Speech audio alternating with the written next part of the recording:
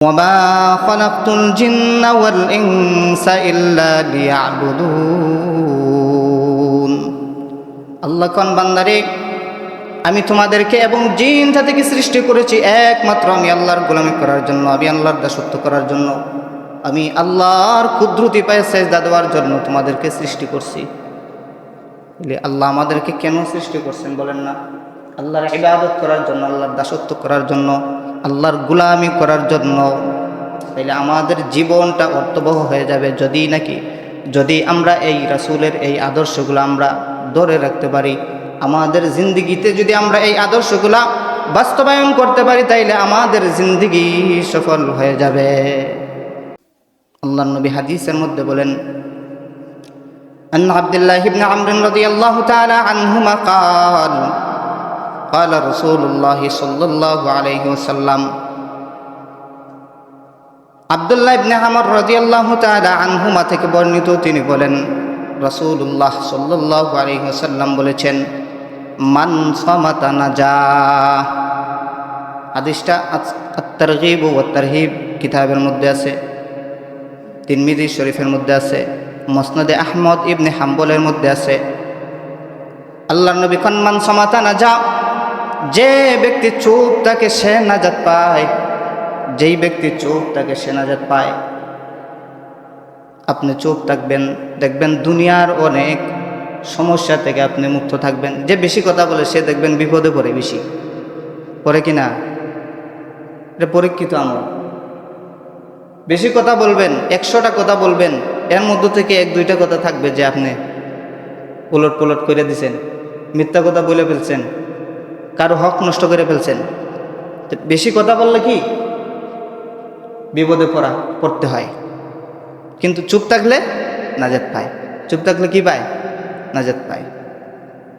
এটা আল্লাহর নবীর হাদিসের মধ্যে নবীজি বলেছেন, মান সামাতা নাজা, যে ব্যক্তি চুপ থাকে সে কি নাজাত পায়। এই জন্য আমাদের কথাবার্তার ক্ষেত্রে আমরা কি নীরব ভূমিকা পালন করব তো ইনশাআল্লাহ। আল্লাহ তাআলা আমাদেরকে তৌফিক দান করেন, সবাই বলেন আমিন। আর এটাই রাসূলের আদর্শ, নীরব ভূমিকা পালন করা, এটাই কি রাসূলের আদর্শ। হাদিসের 5 নম্বর অংশে হিন্দ ইবনে আবি হালা হাসান ইবনে আলী রাদিয়াল্লাহু তাআলা আনহুকে বলেন, রে হাসান, তোমার নানাজির 5 নম্বর বৈশিষ্ট্য ছিল ইয়াফতাতিহুল কালামা ওয়া ইয়াখতিমাহু বিআসদাকিহি। যখন তিনি কথা বলতেন অত্যন্ত সুন্দরভাবে কথা বলতেন এবং সুস্পষ্টভাবে কথা বলতেন, আর কথা যখন শেষ করতেন খুবই শালীনতার সঙ্গে কথা শেষ করতেন। আম্মা বা'দু ফাআউযু বিল্লাহি মিনাশ শাইতানির রাজীম। বিসমিল্লাহির রহমানির রহিম।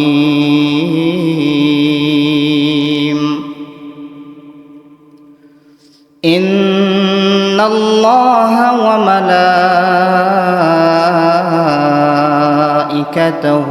ইউসাল্লুনা আলান নবী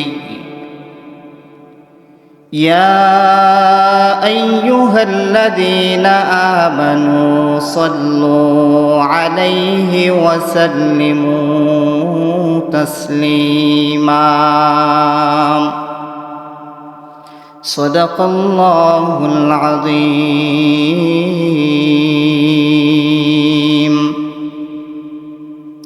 وعن أنس بن مالك رضي الله تعالى عنهما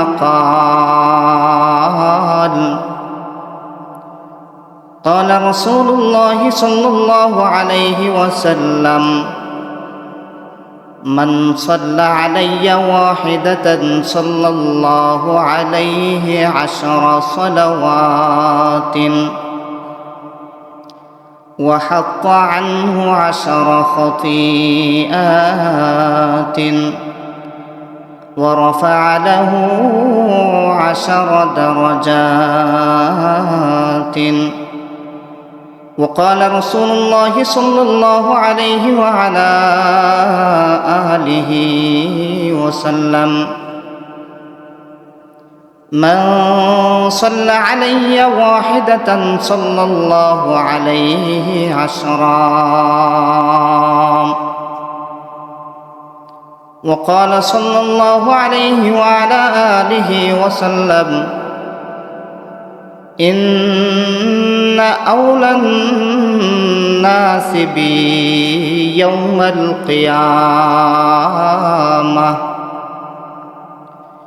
القيامة أكثرهم علي صلاة أو كما قال عليه الصلاة والسلام اللهم صل على سيدنا ومولانا محمد كلما ذكره الذاكرون وكلما غفل عن ذكره الغافلون اللهم صل على سيدنا ومولانا محمد صلاة الرضا وارض عن أصحابه رضاء الرضا بارك الله لنا ولكم في القرآن العظيم ونفعنا وإياكم بالآيات والذكر الحكيم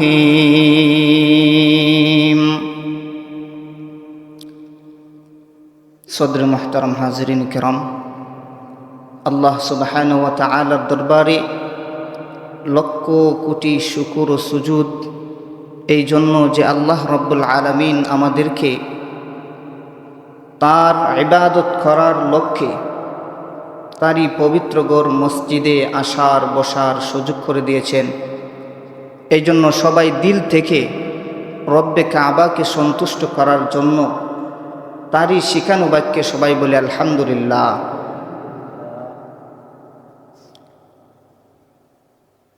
মুহতারাম হাজিরিন কেরাম, দীর্ঘদিন যাবৎ আপনাদের সামনে মুহাম্মাদুর রাসূলুল্লাহ সাল্লাল্লাহু আলাইহি ওয়াসাল্লামের সিরাত নিয়ে আলোচনা করতেছিলাম। আল্লাহ রাব্বুল আলামিন মুহাম্মাদুর রাসূলুল্লাহ সাল্লাল্লাহু আলাইহি ওয়াসাল্লামকে দুনিয়াতে প্রেরণ করেছেন তার দ্বীনকে পৃথিবীর বুকে প্রতিষ্ঠা করার জন্য।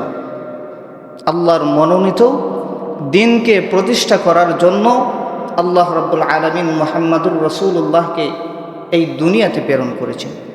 নবীজি মেহনত করে, কষ্ট করে, অনেক শত সহস্র দুঃখ কষ্ট সয়ে আমার নবী এই দ্বীনকে মানুষের মধ্যে এই পৃথিবীর বুকে প্রচার প্রসার করেছেন। অসংখ্য অগণিত কষ্ট সহ্য করে এই দ্বীন নবীজির মেহনতের ফলে আমরা পেয়েছি। এত কষ্ট আমার নবী করেছেন।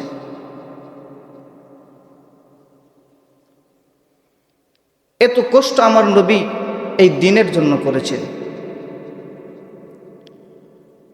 এই নবীর জন্য আমাদের কিছু করণীয় আছে, আছে কিনা?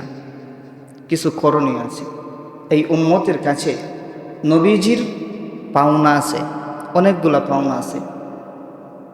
এই পাওনাগুলার মধ্য থেকে একটা পাওনার কথা আপনাদেরকে আজকে শুনাইব। যদি আল্লাহ তাআলা আমাকে তৌফিক দেন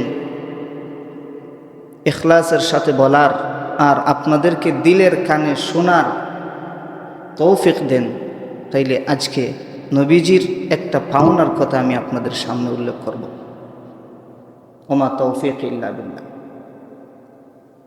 এই উম্মতের কাছে মুহাম্মাদুর রাসূলুল্লাহর যতগুলা পাওনা রয়েছে সমস্ত পাওনার মধ্য থেকে অন্যতম একটা পাওনা হলো যখন কারো সামনে সরওয়ারে দু আলম নবী মুহাম্মদুর রাসূলুল্লাহর নামটা উচ্চারণ করা হয়। মুহাম্মদুর রাসূলুল্লাহর নামটা যখন উচ্চারণ করা হয় তখন যার সামনে নবীজির নামটা নেওয়া হবে তার জন্য জরুরি হয়ে যায় আমার আপনার নবীর শানে একবার দুরূদ পাঠ করা। সুবহানাল্লাহ। যার সামনে নবীজির নামটা নেওয়া হয় সঙ্গে সঙ্গে দুরূদ পাঠ করা জরুরি হয়ে যায়। কেনই বা দুরূদ পাঠ করবে না উম্মত? কেন দুরূদ পাঠ করবে? একজন মুমিনের জন্য ইহজগতে রাসূলুল্লাহ সাল্লাল্লাহু আলাইহি ওয়াসাল্লামের চেয়ে বড় দয়ালু এই পৃথিবীতে আর কেউ হতে পারবে না। হতে পারবে? বলেন না। নবীজির থেকে বড় দয়ালু আর কেউ হতে পারবে? এই পৃথিবীতে আর কেউ নবীজির থেকে বড় দয়ালু হতে পারবে না। এ উম্মতের প্রতি যে পরিমাণ দয়া আমার নবীর রয়েছে সেই পরিমাণ দয়া আর কারো নাই। না আছে? আর কারো নাই। নবী মুহাম্মদুর রাসূলুল্লাহ সাল্লাল্লাহু আলাইহি ওয়াসাল্লাম রাতের বেলা শেষ রাতে নামাজ পড়ে পড়ে আল্লাহর কাছে সেজদার মধ্যে দোয়া করেন, রব্বুল আলামিন আয় পরওয়ারদিগার আপনি আমার উম্মতকে বাঁচান, আমার উম্মতকে বাঁচান, আমার উম্মতকে বাঁচান। নবীজি 63 বছর জিন্দেগির মধ্যে শুধুমাত্র একটাই চিন্তা, আমার উম্মত জাহান্নামের আযাব থেকে বাঁচুক, আমার উম্মত জাহান্নামের আযাব থেকে বাঁচুক। শুধু একই চিন্তায় নিমজ্জিত থাকতেন। নবীজির অবস্থা এমন হতো দিন রাত উম্মতের ফিকিরে তিনি বিগলিত হতেন, সবসময় উম্মতের চিন্তা থাকত।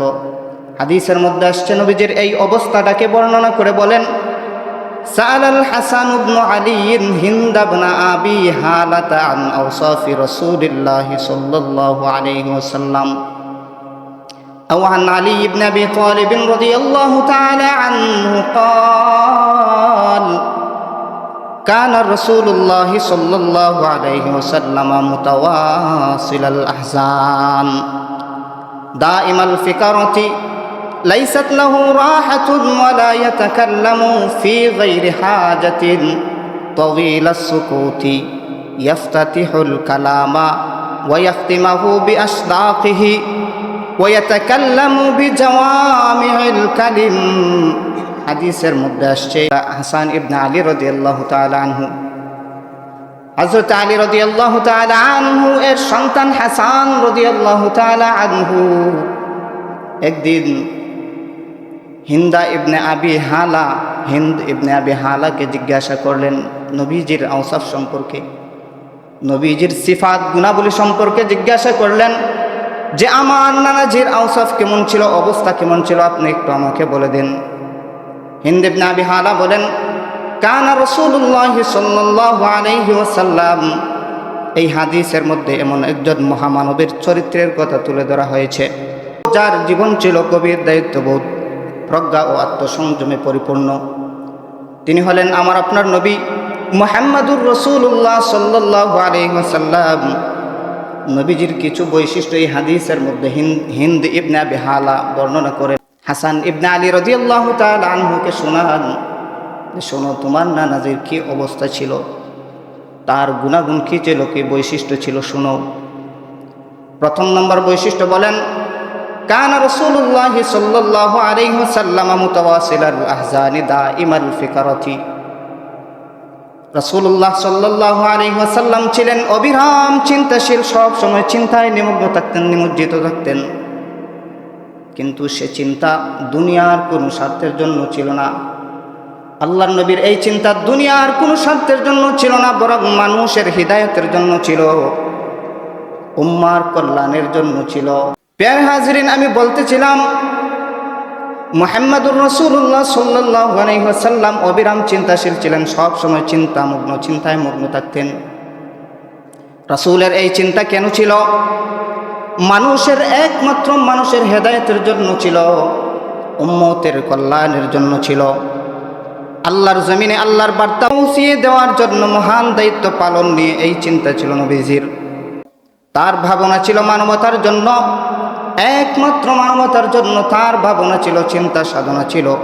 হাদিসের এই ছোট্ট অংশ থেকে কানা রাসূলুল্লাহ সাল্লাল্লাহু আলাইহি ওয়াসাল্লাম মুতাওয়াসিলাল আহজানি দাইবাল ফিকরতি, এই অংশ থেকে আমাদের জীবনের শিক্ষা হলো, আমাদের জন্য শিক্ষা হলো, একজন মুমিনের চিন্তা নিজের গণ্ডি ছাড়িয়া সমাজ এবং আখিরাতমুখী হওয়া উচিত। একজন মুমিনের চিন্তা শুধু নিজের জন্য চিন্তা করলে হবে না, শুধু নিজের জন্য চিন্তা করলে হবে না। আল্লাহর নবী সারা জিন্দেগি সমস্ত উম্মতের জন্য চিন্তা করে গেছেন। এই জন্য এই হাদিস থেকে, এই অংশ থেকে আমাদের জিন্দেগির শিক্ষা হলো যে আমরা শুধু নিজের জন্য চিন্তা করব না, বরং উম্মতকে নিয়ে চিন্তা করব, সমাজ সেবা নিয়ে চিন্তা করব, মানুষের কল্যাণ নিয়ে চিন্তা করব। করবো তো ইনশাআল্লাহ? আল্লাহ আমাদেরকে তৌফিক দান করেন, সবাই বলেন আমিন। তাইলে এই হাদিসের এই টুকরা থেকে আমরা পাইলাম যে আমাদের চিন্তা যেন সমাজের জন্য হয়, উম্মতের জন্য হয়।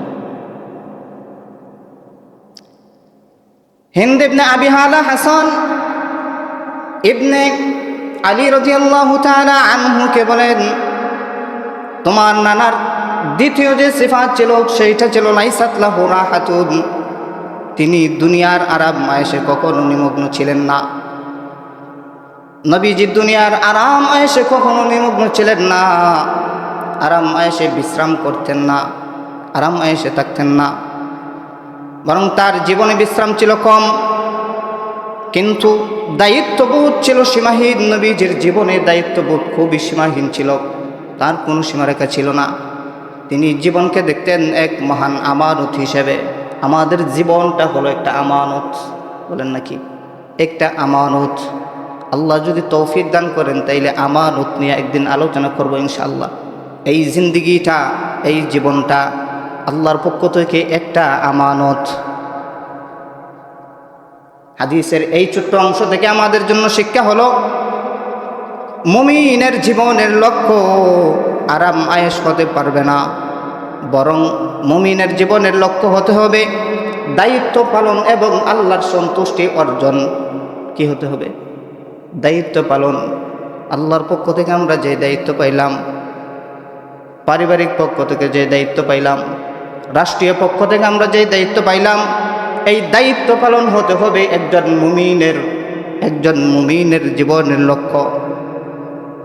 এবং আল্লাহর সন্তুষ্টি, সর্বশেষ কথা হলো আল্লাহর সন্তুষ্টি অর্জন হতে হবে। মুমিনের লক্ষ্য কি হতে হবে? মুমিনের জীবনের লক্ষ্য হতে হবে আল্লাহর সন্তুষ্টি অর্জন। এটাই সব কিছুর মূল। এটাই কি সব কিছুর মূল। মুমিনের জীবন সফল হতে হলে তার লক্ষ্য থাকতে হবে কি, যে আমি যে কাজই করি না কেন এই কাজের লক্ষ্য থাকতে হবে যে আল্লাহর সন্তুষ্টি অর্জন। হিন্দ ইবনে আবি হালা হাসান ইবনে আলী রাদিয়াল্লাহু তাআলা আনহুকে বলেন, তোমার নানাজির দ্বিতীয় যে বৈশিষ্ট্য ছিল, উনি আরাম আয়েশে মগ্ন থাকতেন না, বিশ্রাম খুব কম করতেন, সারা রাত্রি জাগিয়া নামাজ পড়তেন, আল্লাহর কাছে কান্নাকাটি করতেন উম্মতের জন্য। দুইটা অবস্থা, সিফতের কথা গেল আমার আপনার নবীর।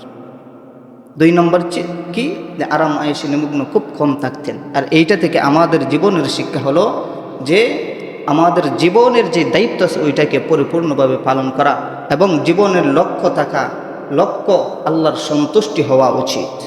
এটাই আমাদের জীবনের শিক্ষা। হাদিসের এই অংশ থেকে আমাদের জন্য এটাই শিক্ষা। হিন্দ ইবনে আবি হালা হাসান ইবনে আলী রাদিয়াল্লাহু তাআলা আনহুকে বলেন, হে হাসান, তোমার নানাজির 3 নম্বর বৈশিষ্ট্য ছিল ওয়ালা ইয়াতাকাল্লামু ফি গায়রি হাজাতিন। নবীজি সাল্লাল্লাহু আলাইহি ওয়াসাল্লাম প্রয়োজন ছাড়া কোনো কথা বলতেন না। তার জবান থেকে যে কথা বের হতো, প্রতিটা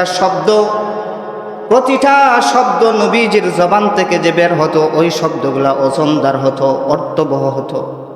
অনর্থক কোনো কথা বলতেন না, অনর্থক কোনো কথা বলতেন না, অযথা কোনো কথা বলতেন না।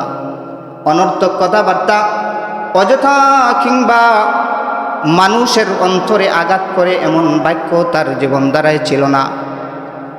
নবীজির জীবনধারায় মানুষের এমন কোনো বাক্য ছিল না যেই বাক্য ব্যবহার করার কারণে মানুষের অন্তরে আঘাত আসতে পারে, এমন কোনো কথা নবীজি জিন্দিগিতেও বলেন নাই। অযথা কোনো কথা বলেন নাই, কখনো বলেন নাই। এমনিতেই এমনি এমনি কথা বলা, গল্প গুজব করা নবীজির জিন্দিগিতে নাই। হিন্দ ইবনে আবি হালা বলেন, হাসান রে, তোমার নানার একটা বৈশিষ্ট্য ছিল, তিনি প্রয়োজন ছাড়া কোনো কথা বলতেন না।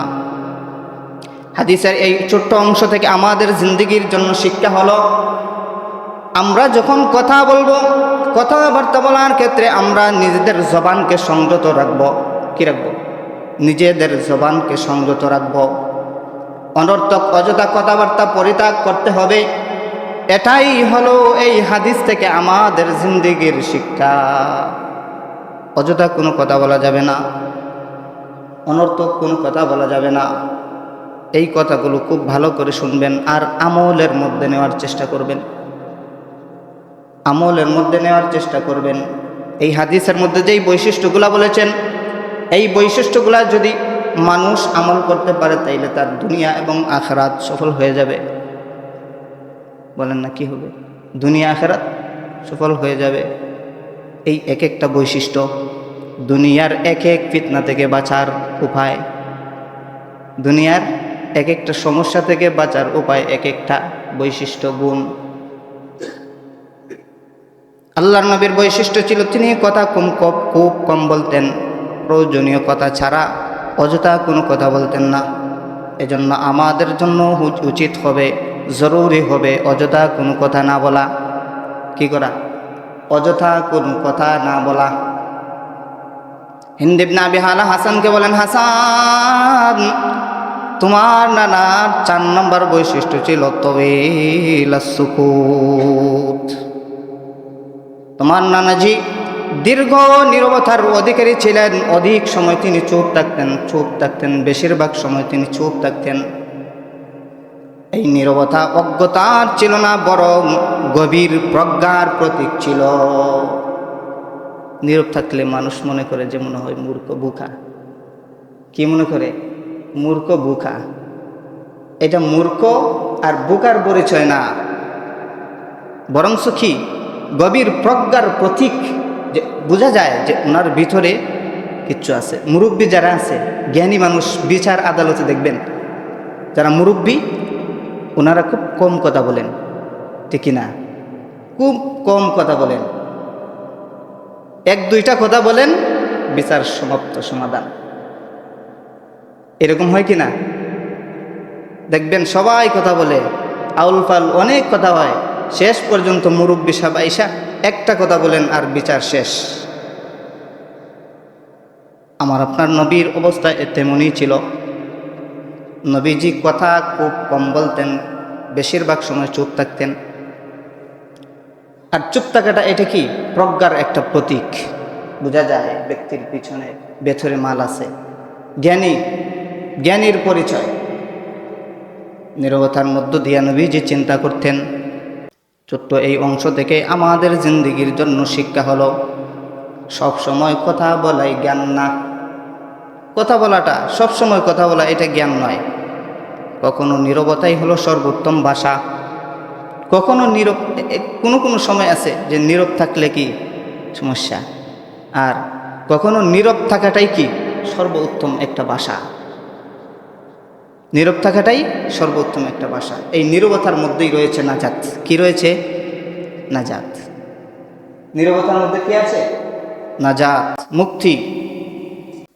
আল্লাহর নবী হাদিসের মধ্যে বলেন, আন আব্দুল্লাহ ইবনে আমর রাদিয়াল্লাহু তাআলা আনহুমা قال رسول الله صلى الله عليه وسلم, আব্দুল্লাহ ইবনে আমর রাদিয়াল্লাহু তাআলা আনহুমা থেকে বর্ণিত, তিনি বলেন রাসূলুল্লাহ সাল্লাল্লাহু আলাইহি ওয়াসাল্লাম বলেছেন, মান সামাতা নাজা। হাদিসটা আত-তারগীব ওয়া তারহিব কিতাবের মধ্যে আছে, তিরমিজি শরীফের মধ্যে আছে, মুসনাদে আহমদ ইবনে হাম্বলের মধ্যে আছে। আল্লাহর নবী খান মান সামাতা নাজা, যে ব্যক্তি চুপ থাকে সে নাজাত পায়, যেই ব্যক্তি চুপ থাকে সে নাজাত পায়। আপনি চুপ থাকবেন, দেখবেন দুনিয়ার অনেক সমস্যা থেকে আপনি মুক্ত থাকবেন। যে বেশি কথা বলে সে দেখবেন বিপদে পড়ে, বেশি পড়ে কিনা, এটা পরীক্ষিত আমল। বেশি কথা বলবেন, 100টা কথা বলবেন, এর মধ্য থেকে 1-2টা কথা থাকবে যে আপনি উলট পুলট করে দিছেন, মিথ্যা কথা বলে ফেলছেন, কারো হক নষ্ট করে ফেলছেন। তো বেশি কথা বললে কি বিপদে পড়তে হয়, কিন্তু চুপ থাকলে নাজাত পায়। চুপ থাকলে কি পায়? নাজাত পায়। এটা আল্লাহর নবীর হাদিস। হাদিসের মধ্যে নবীজি বলেছেন মান সামাতা নাজা, যে ব্যক্তি চুপ থাকে সে কি নাজাত পায়। এই জন্য আমাদের কথাবার্তার ক্ষেত্রে আমরা কি নীরব ভূমিকা পালন করব তো ইনশাআল্লাহ। আল্লাহ তাআলা আমাদেরকে তৌফিক দান করেন, সবাই বলেন আমিন। আর এটাই রাসূলের আদর্শ, নীরব ভূমিকা পালন করা, এটাই কি রাসূলের আদর্শ। হাদিসের 5 নম্বর অংশে হিন্দ ইবনে আবি হালা হাসান ইবনে আলী রাদিয়াল্লাহু তাআলা আনহুকে বলেন, রে হাসান, তোমার নানাজির 5 নম্বর বৈশিষ্ট্য ছিল ইয়াফতাতিহুল কালামা ওয়া ইয়াখতিমাহু বিআসদাকিহি। যখন তিনি কথা বলতেন অত্যন্ত সুন্দরভাবে কথা বলতেন এবং সুস্পষ্টভাবে কথা বলতেন, আর কথা যখন শেষ করতেন খুবই শালীনতার সঙ্গে কথা শেষ করতেন। শালীনতার সঙ্গে কথা শেষ করতেন। তার বাক্যের মধ্যে কোনো কঠোরতা ছিল না, কোনো অশোভনতাও ছিল না, বরং হৃদয়ে ছুঁয়ে যাওয়ার মতো মাধুর্যতা ছিল। নবীজির কথার মধ্যে মানুষের অন্তর কেড়ে নেওয়ার মতো মাধুর্যতা ছিল। যখন কথা বলতেন মানুষের তাকায়ে থাকত, মানুষ তাকায়ে থাকত, মন দিয়ে শুনত। আমার নবীর কথা বলার ধরন এত চমৎকার, এত সুন্দর ছিল। এই হাদিসের ছোট্ট অংশ থেকে আমাদের জীবনের শিক্ষা হলো আখলাক, ভদ্রতা ছাড়া, আখলাক এবং ভদ্রতা ছাড়া যোগাযোগ পূর্ণতা পায় না, দাওয়াতি কাজ পূর্ণতা পায় না। দাওয়াতি কাজ করতে হলে আখলাক থাকতে হবে, ভদ্রতা থাকতে হবে, কথার মধ্যে মাধুর্যতা থাকতে হবে। আপনার কথার মধ্যে যখন মাধুর্যতা থাকবে, একজন মানুষ মনোযোগ সহকারে কথাটা শুনবে। এই জন্য মাধুর্যতা থাকতে হবে। এই জন্য কথার মধ্যেই শালীনতা, ভদ্রতা ও মার্জিত ভাষা ব্যবহার করতে হবে। আর এটাই আমার রাসূলের আদর্শ, এটাই কি আমার রাসূলের আদর্শ। এই জন্য আমরা যখন কথা বলবো শালীনতার সঙ্গে কথা বলবো, মার্জিত ভাষায় মানুষের সাথে কথা বলবো তো ইনশাআল্লাহ। এমন কোনো কথা বলবো না যেই কথা বলার কারণে মানুষ কষ্ট পায়, মানুষ দুঃখ পায়। এইরকম কোনো কথা আমরা কখনো বলবো না ইনশাআল্লাহ। আল্লাহ আমাদের সবাইকে তৌফিক দান করুন, সবাই বলেন আমিন। হিন্দ ইবনে আবি হালা এইবার হাসান ইবনে আলী রাদিয়াল্লাহু তাআলা আনহুকে বলেন, এরে হাসান, তোমার নানার 6 নম্বর বৈশিষ্ট্য ছিল ওয়ায়াতাকাল্লামু বিজাওয়ামিউল কালিম। যখন আপনার নবী কথা বলতেন, নবীজির কথা বলার সবচেয়ে বিস্ময়কর দিকটা ছিল তিনি যখন কথা বলতেন অল্প কথায় গভীর অর্থ প্রকাশ করতেন। অল্প কথায় গভীর অর্থ প্রকাশ করতেন। মাত্র কয়েকটি বাক্যে, কয়েকটি শব্দেই তিনি জীবনের বড় বড় নীতিমালা বলে দিতেন, শিক্ষা দিয়ে দিতেন। সংক্ষিপ্ত কথা বলতেন, 2-1টা কথা বইলা জীবন পরিচালনা করার জন্য পথ দেখায় দিতেন। খুব সংক্ষেপে কথা বলতেন। এটা নবীজির আদর্শ ছিল। কিন্তু ওই কথাগুলা এত গভীর ছিল, জীবনের মূল নীতিমালাগুলো তিনি শিক্ষা দিয়ে দিতেন এই কথাগুলোর মধ্যে। এইখান থেকে আমাদের শিক্ষা হলো বাক্য দৈর্ঘ্য করা উচিত না, লম্বা করা উচিত না, বরং অর্থের গভীরতাই কি প্রকৃত প্রজ্ঞা। যখন আমরা কথা বলবো বুঝে শুনে কথা বলবো, সংক্ষিপ্তভাবে কথা বলবো যেন আমার এই পুরা বিষয়টা এই সংক্ষিপ্ত কথায় চলে আসে, আর মানুষ যেন সহজে বুঝে ফেলে, এরকমভাবে সংক্ষিপ্ত কথা বলবো ইনশাআল্লাহ। আল্লাহ তাআলা আমাদের তৌফিক দান করেন, সবাই বলেন আমিন।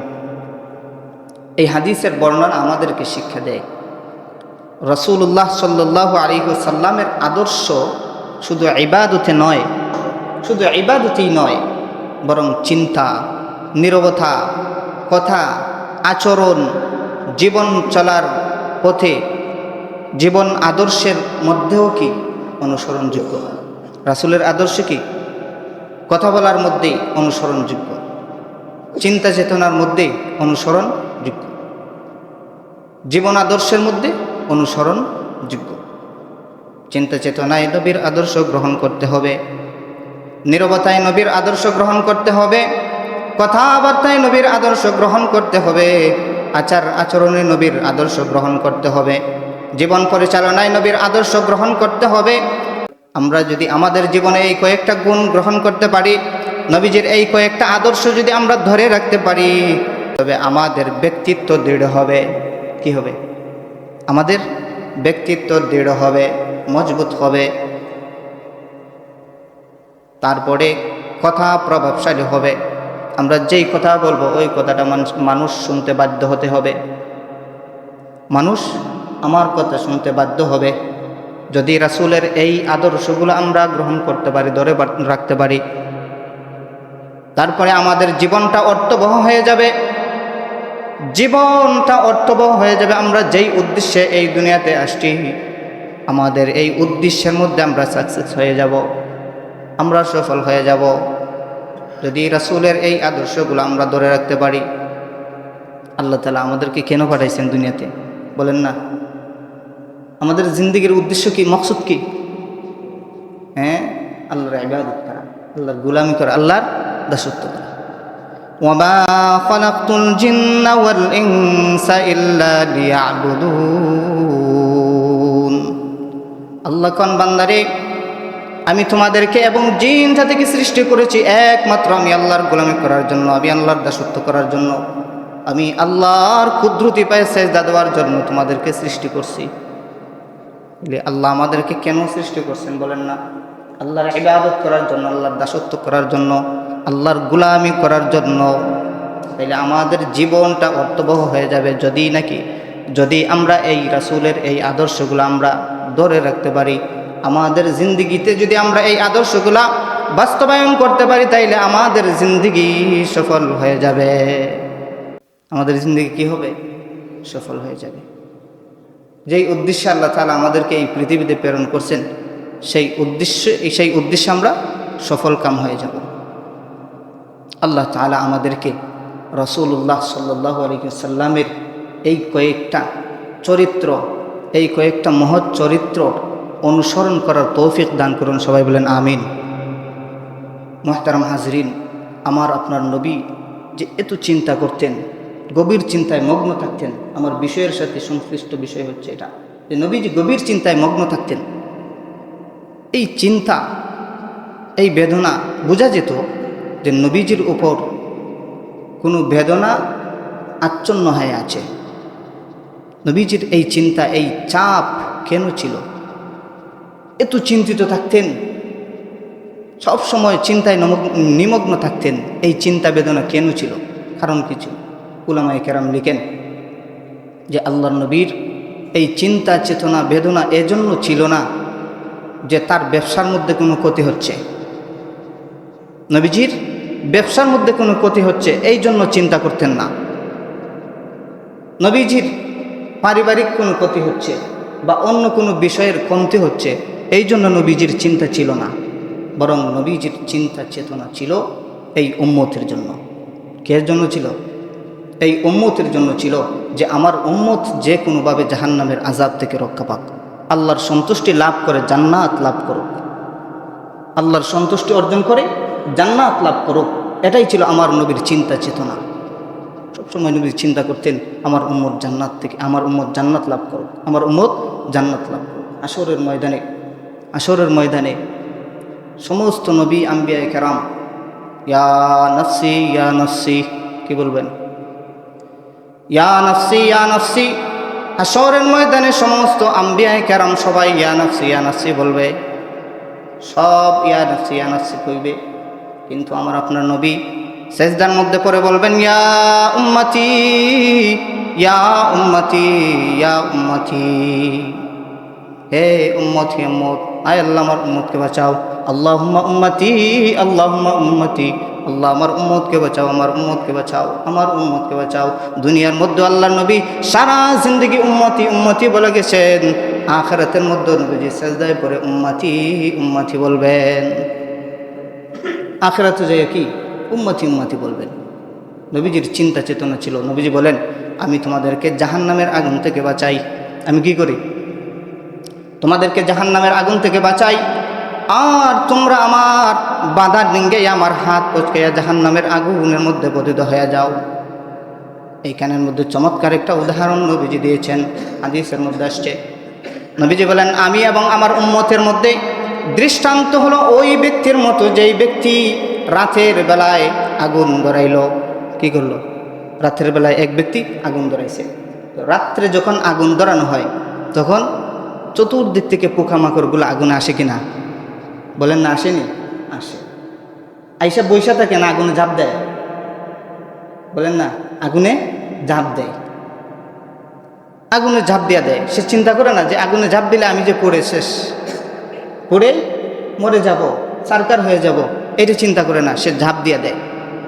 আল্লাহ নবী কোন ব্যক্তি আগুন ধরানোর পর চতুর্দিক থেকে পোকামাকড়গুলো আসে, আসার পরে ওইগুলা ঝাঁপ দেয়, আর ওই ব্যক্তি ওইগুলাকে দূর দূর করে তাড়াইয়া দেয়।